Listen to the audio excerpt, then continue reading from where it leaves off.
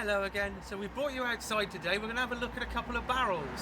So we've got these two over this side. These are £75 a piece, which isn't a great deal for a large barrel of this size. And we'll quickly run over this way. We've got a couple more just over this side. Now this one on this side is absolutely huge. I struggled to move this myself. I'm sure you've seen the video of me struggling and Debbie laughing. Now this one's an absolute monster. We got this at 150. And then these two here, these are going to be sold as a pair, and we got these at 150 for the pair. But what is it that you could do with some barrels? So you could make a lovely outside table with a big round top on that.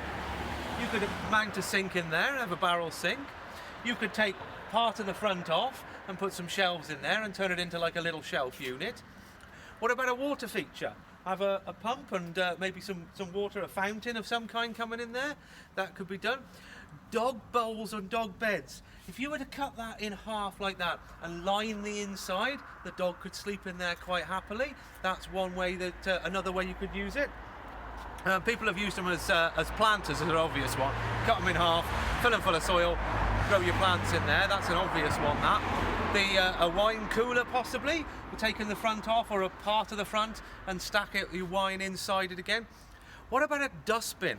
That's a new one that I hadn't thought of.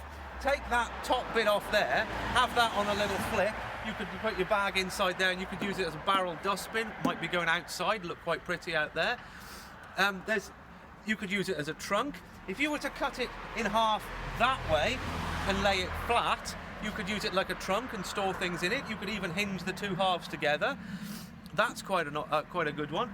Barrel chairs are quite a common one, where you sort of cut a part of it away and you could turn it into like a seat shape.